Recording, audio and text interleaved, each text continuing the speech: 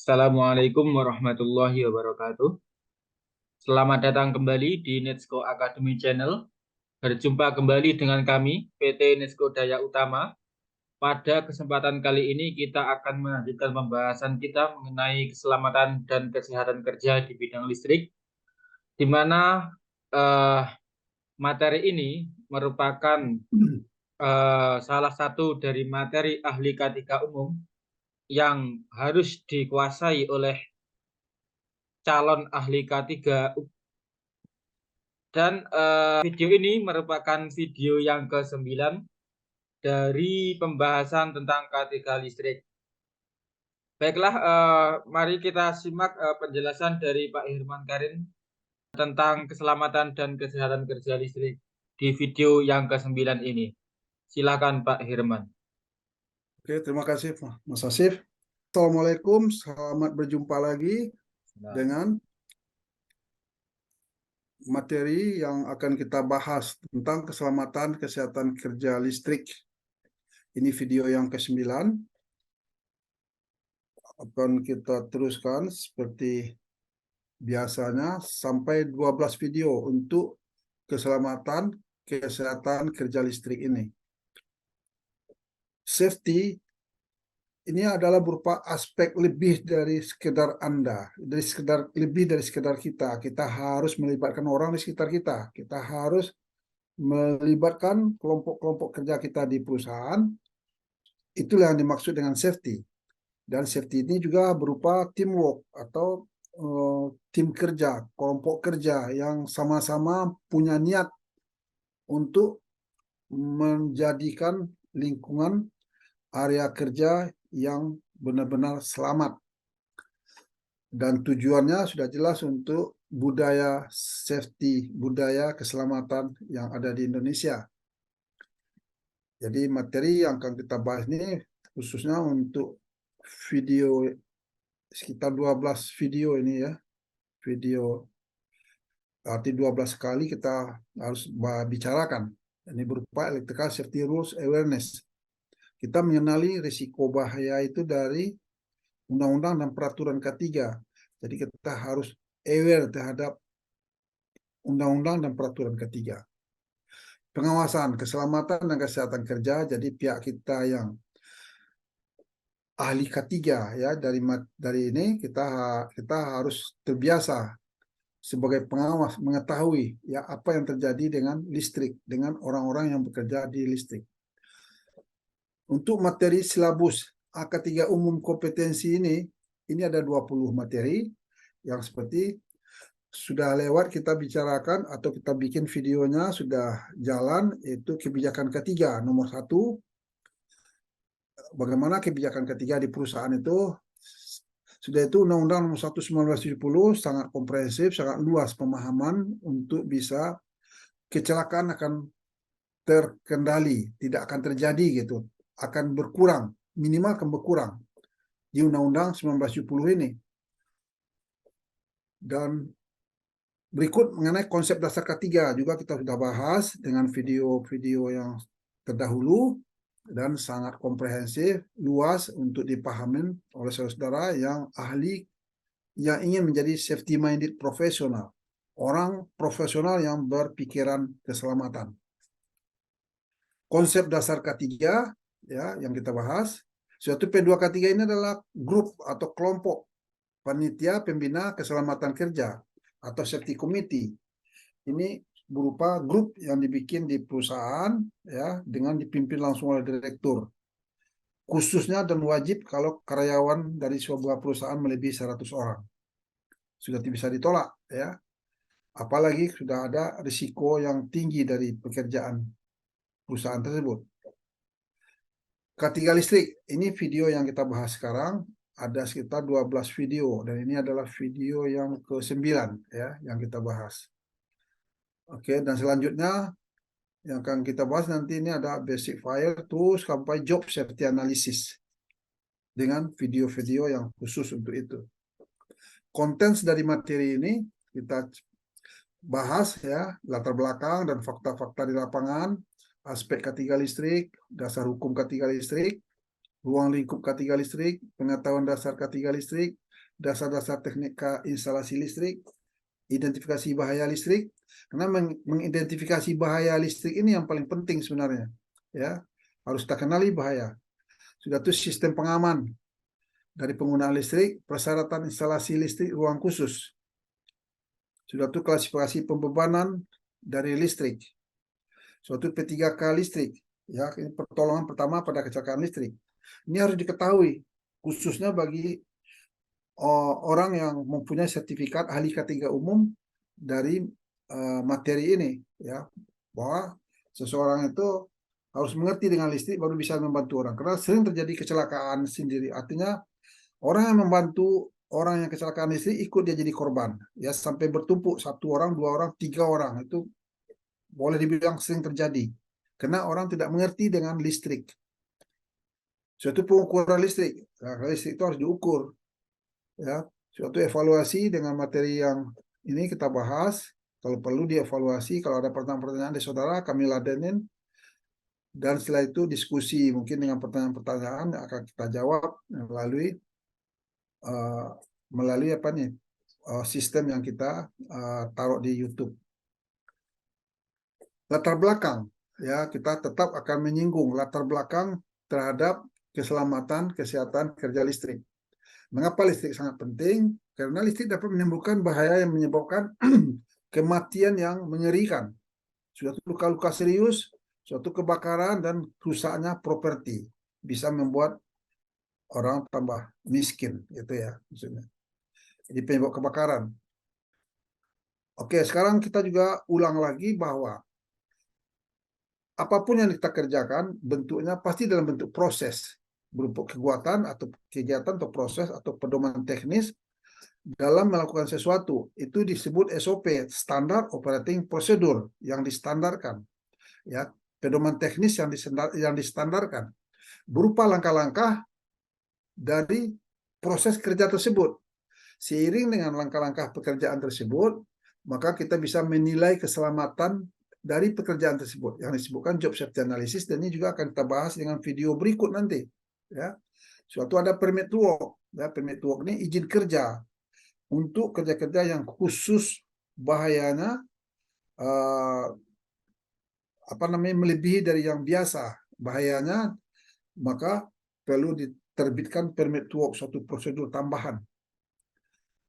Oke, konsep dasar keselamatan kerja yaitu mengenali bahaya, menilai tingkat risikonya, ya, sudah itu menerapkan kontrol. Jadi potensi bahaya di tempat kerja itu minimal ada fisik, ada bahaya listrik yang kita bahas sekarang, ya, suatu bahaya panas atau api. Soal listrik dengan api ini hampir sejalan gitu. Suatu bahaya kimia. Bahaya kimia yang perlu dikendalikan dengan dokumen-dokumen yang berupa material safety data sheet, yaitu kita mengenali bahaya dari kimia-kimia tertentu dari adanya dokumen MSDS, itu namanya material safety data sheet. Suatu bahaya biologi. Bahaya biologi yaitu bahaya yang membuat seseorang itu sakit di tempat kerja. Karena misalnya ada virus, ada binatang-binatang kecil, binatang-binatang yang menyebabkan penyakit karena tidak terjaganya kesehatan, ya, di lingkungan kerja.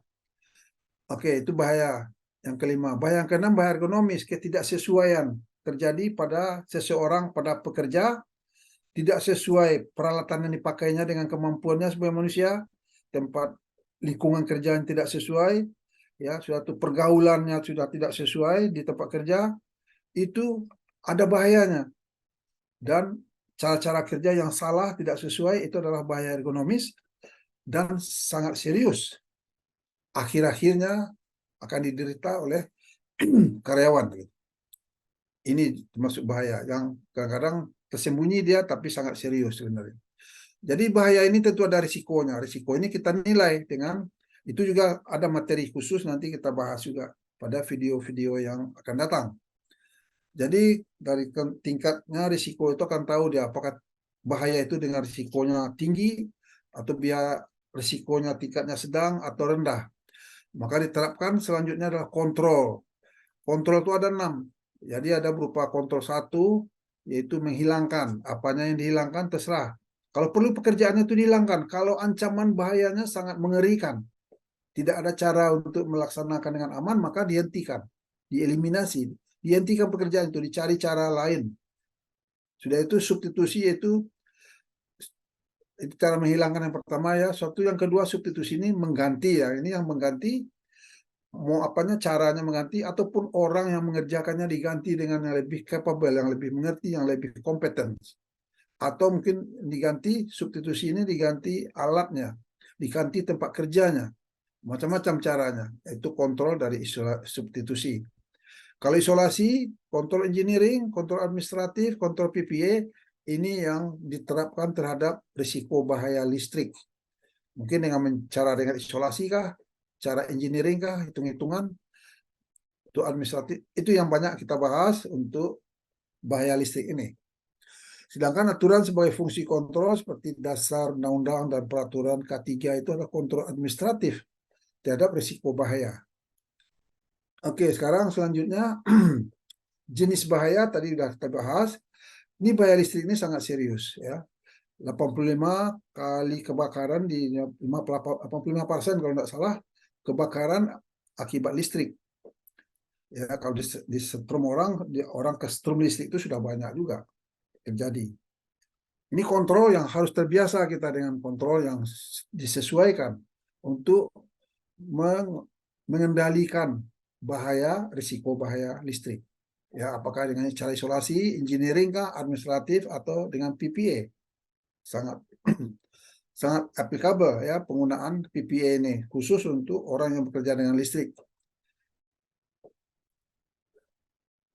Berikut kita bahas adalah mengenai klasifikasi atau kompetensi teknisi lift. Jadi orang yang punya keahlian. Satu, ini keputusan Direktur Binawas dan nomor ini 4007 garis miring 407 garis miring M garis miring BW garis miring 99. Ada klasifikasi dan kompetensi teknisi lift. Jadi ada 4 yang dibilang di sini. Yang pertama, penyelia. Penyelia ini pengawas, pemasangan. Ya, mengawasi pelaksanaan pekerjaan proyek pemasangan lift. Satu. Yang kedua, teknisinya sendiri. Teknisi ini melaksanakan commissioning. Bisa melaksanakan commissioning, memastikan semuanya itu on the right place. Semuanya itu dengan cara-cara yang tepat dan pelaksanaan yang tepat. Ya, sesuai dengan itu. Jadi ini namanya teknisi untuk menyamakan atau memastikan syarat-syarat terpenuhi. Itu maksudnya di sini. Setelah itu yang berikut kompetensi itu adalah teknik pemeliharaan, merawat dan memperbaiki lift. Ya, ini karena ada merawat itu menjaga kemampuannya. Jadi ini berupa maintenance-nya, perawatannya itu dilakukan. Yang kedua, yang ketiga itu, yang keempat adalah penyelia operasi lift. Jadi pengoperasian lift ini juga diawasin, termasuk kelayaan operasi dari lift. Ini 4 hal yang sesuai dengan klasifikasi dan kompetensi teknisi lift. Ya. Ini kontrol administrasi terhadap risiko bahaya listrik yang berhubungan dengan lift, ya, dengan lift. Syarat ketiga lift ada 2, ya. Yang pertama memiliki panel operasi lift. Jadi harus ada panel operasi lift. Jadi di sana akan dijelaskan kapasitas angkut, ya.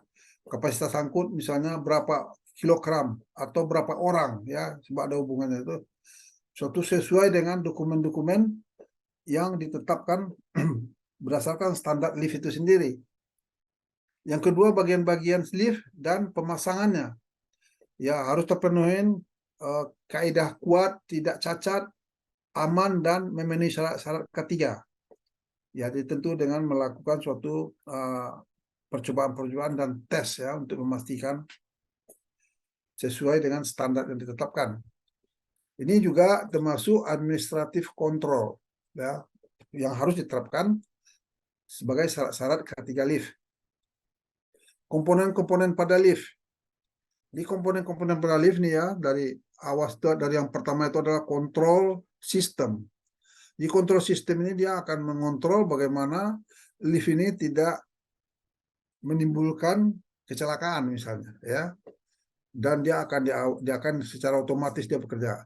Ini berupa gear mesin dan primary, dan di sini gubernur ini mengatur, ya, kalau kecepatan terlalu cepat dia akan bekerja. Itu akan dibahas selanjutnya nanti. Ini salah satu sistem yang sangat sistem pengereman yang paling uh, yang paling diandalkan untuk lift. Yang bagian pertama yaitu mengenai solenoid, ya. Solenoid adalah mekanisme sistem magnet listrik berubah menjadi sistem mekanis, ya, sistem mekanis biasa, energi mekanis. Jadi energi listrik yang berhubungan dengan energi kemagnetan maka berubah menjadi energi mekanis, ya. Dan itu yang solenoid. Itu kita sudah bahas yang lalu. Itu spring, ini per nomor 2 ini.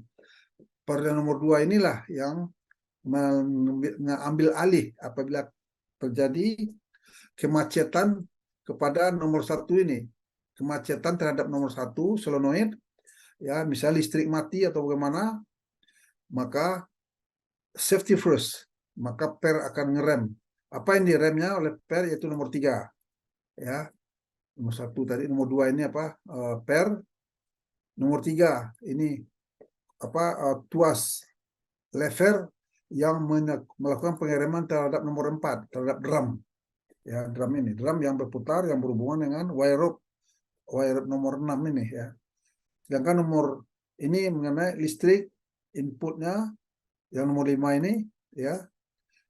Kalau terjadi kelainan dengan listrik di sini nih, maka diambil alih oleh per, itu maksudnya sini. Suatu nomor 6 wire rope, kabel atau wire rope lah istilahnya, ya. Yang ada batas-batasannya nanti kita bahas. Suatu nomor 7 ini drumnya, wire drum, tempat gulungan wire rope. Ini adalah engineering control untuk mengendalikan pengoperasian dari lift supaya selamat. Persyaratan mesin dan kamar mesin sesuai SNI yang berlaku, ini Standar Nasional Indonesia 1718 dengan 1989. Rem membuka dengan magnet listrik. Ini magnet listrik yang solenoid tadi, ya, solenoid tadi, dan dapat berhenti otomatis pada saat arus listrik putus, seperti yang saya jelaskan tadi, ya.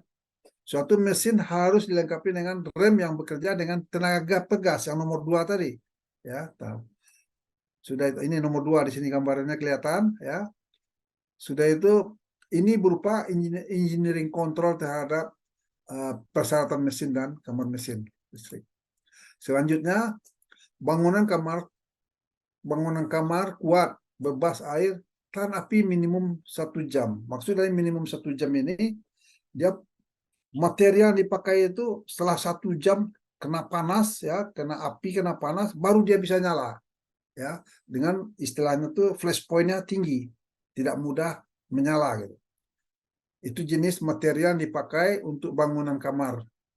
Suatu luas kamar mesin minimal itu 1,5 kali luas ruang luncur dan tinggi minimum 2,2 meter tingginya.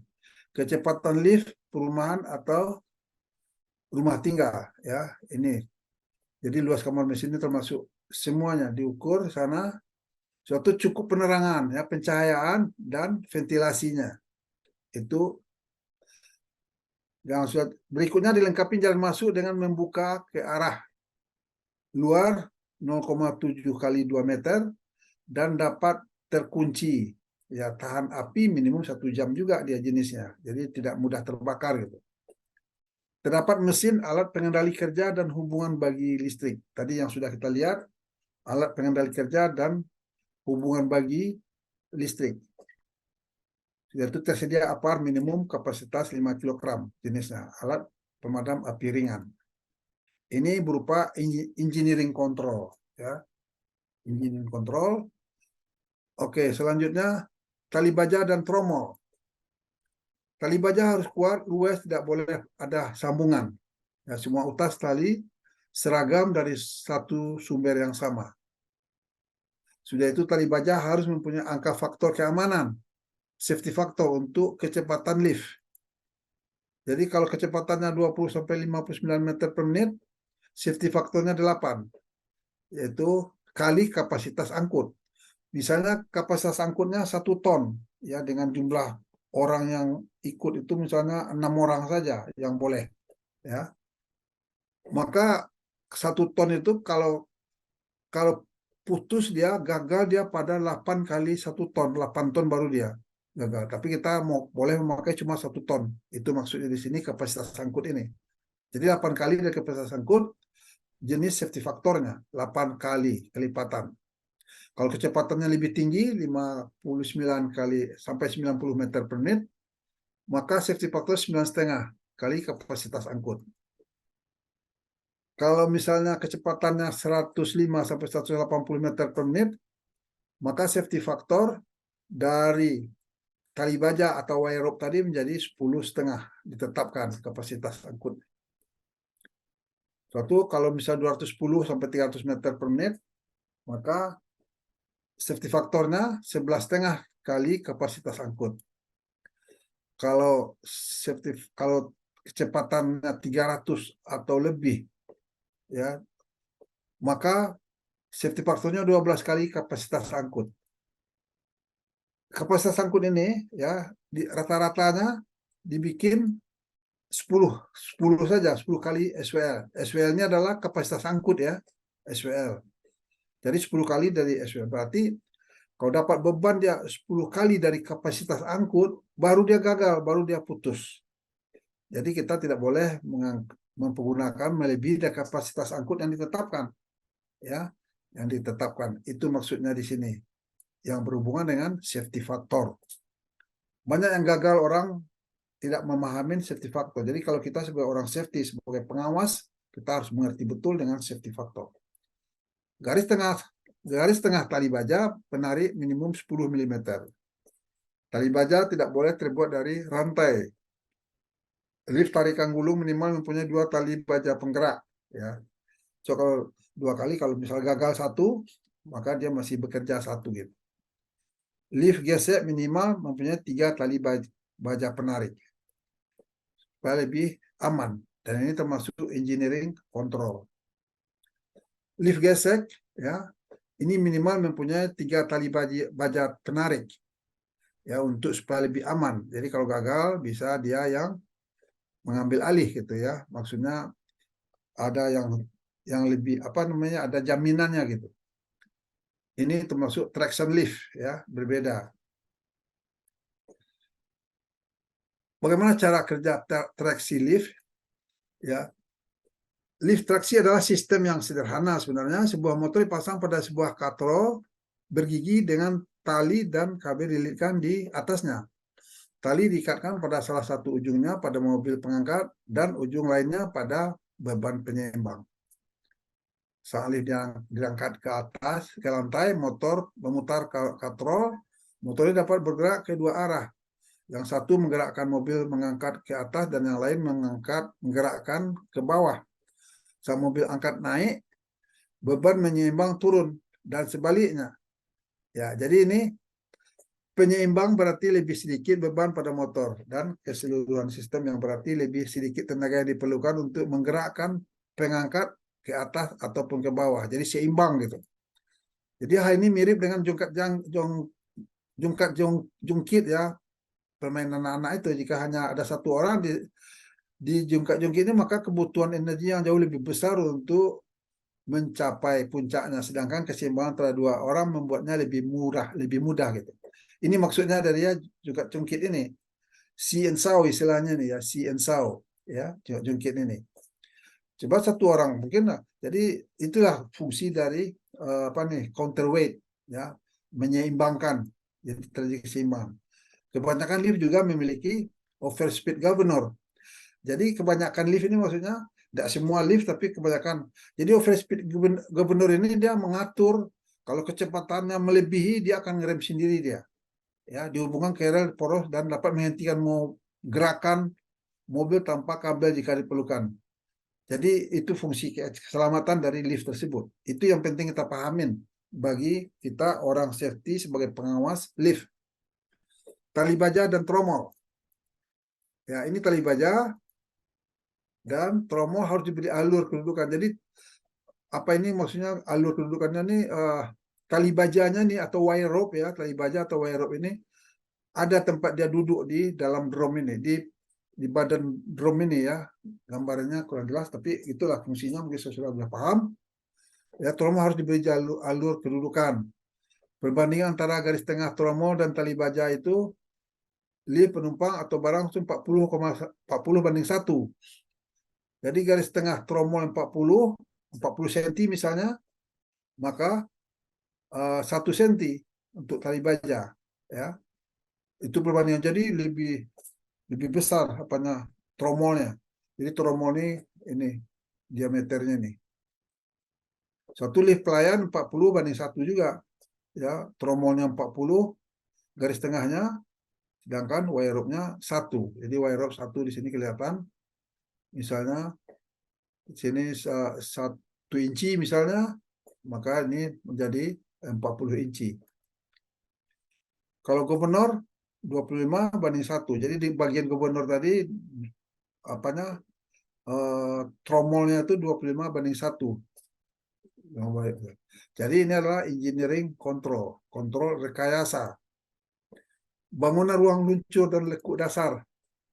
Konstruksi kuat, kokoh, tahan api tertutup rapat dan dari lantai bawah sampai langit-langit ruang luncur. Bersih bebas dari instalasi atau peralatan yang bukan bagian dari instalasi lift. Lift express non-stop, ruang luncur harus terdapat pintu minimal 1 buah pada step 3 lantai, jarak 11 meter. Lift express non-stop sifatnya ya, cara kerjanya. Terdapat pintu darurat 70 kali 140 cm, tahan api hanya membuka keluar. Daun pintu ruang luncur harus tahan api minimal 1 jam dan menutup rapat. Jadi sifatnya sama, harus tahan api. Nggak mudah terbakar gitu. Termasuk kontrol engineering juga. Bangunan ruang luncur dan lekuk dasar, pintu ruang luncur harus dilengkapi kunci kait, interlock, dan bekerja sejalan dengan pengendalian lift. Sistem interlock harus menjamin kereta tidak dapat bergerak sebelum pintu tertutup rapat dan terkunci. Itu bagian keselamatannya. Ya. Jadi pintu hanya terbuka jika kereta berhenti penuh, tidak bergerak lagi, misalnya kan lift itu sudah tidak bergerak lagi, maka dia baru bisa terbuka dan sama rata dengan lantai. Sudah dibikin begitu, didesain begitu. Toleransi pada beda kerataan lantai, kereta dan lantai memberhentikan maksimum 20 cm. Toleransinya, beda kerataannya antara, jadi ada sedikit 20 cm boleh. Ruang bebas minimum 50 cm antara lekuk dasar dengan bagian bawah kereta lift.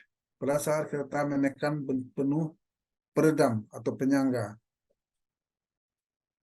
Lekuk dasar tidak boleh berhubungan langsung dengan tanah.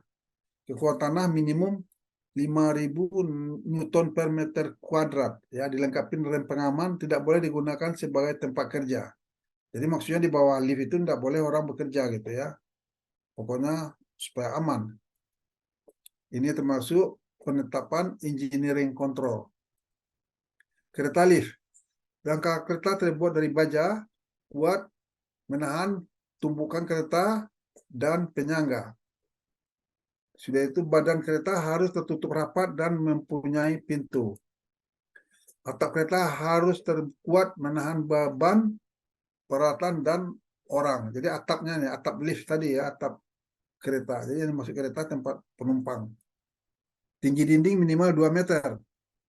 Ya, tinggi dinding minimal 2 meter. Kereta harus dilengkapi pintu darurat dengan syarat brengsel dan dapat dibuka dari luar sangkar. Jadi ini pintu darurat dengan syarat brengsel dan dapat dibuka dari luar sangkar.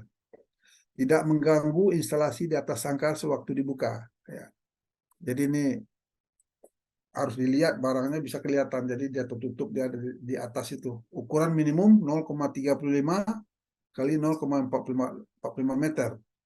Jadi 0,45 meter. Jadi kurang dari setengah meter, tapi bisa lolos orang ya untuk masuk apa nih pintu darurat dengan syarat tadi. Sudah itu dapat dibuka dengan menarik pegangan tangan dan tanpa kunci. Nggak boleh dikunci gitu. Ini bagian dari engineering control juga. Kereta lift, pintu darurat pada lift otomatis harus dapat ditutup sejalan dengan operasi lift. Ya, otomatis tertutup dia. Pintu daruratnya ya. Perbandingan beban dan luas lantai dilihat pada lampiran 1. Kita tidak bisa nampilkan lampiran 1 di sini. Pintu kereta harus kuat, kokoh, aman, bekerja otomatis, tinggi minimum 2 meter. Jadi tugas kita sebagai ahli K3 yang mengawasi mengenai lift ini cukup untuk mempertanyakan hal-hal yang berhubungan dengan ini kepada teknisi lift, ya teknisi lift. So kalau teknisi lift yang sudah punya sertifikat, ya seorang safety dia bisa mengetahui orang ini certified atau tidak berdasarkan sertifikat yang dia milikinya. Pintu kereta harus kuat, kokoh, aman, bekerja otomatis, tinggi minimum 2 meter. Jarak antara ambang pintu kereta dan pintu ruang luncur maksimum 35 mm. Oke. Harus dilengkapi peralatan tanpa bahaya bel listrik dengan tenaga aki. Harus peralatan tanpa bahaya bel listrik, tanda bahaya bel listrik ya dengan tenaga aki. Aki ini baterai maksudnya, dan telepon yang dipasang pada lantai tertentu yang dapat dioperasikan dari dalam kereta lift. Ini bisa dibilang juga engineering control, karena semuanya itu dihitung, dia ada perhitungannya. Kereta lift mempunyai ventilasi dan penerangan, pencahayaan 2 buah yang cukup. Terdapat saklar peralatan di atas atap kereta digunakan untuk penerangan, menjalankan dan menghentikan lift. Ya kalau dibilang 2 di sini 2 buah ya, karena kalau putus 1 harus diganti. Sebab kalau putus ya gelap, langsung terjadi gelap. Itu maksudnya perhitungannya. Lampu penerangan darurat dan panel operasi. Nama pembuat, merek dagang. Nah, ini traceability, mampu dilacak.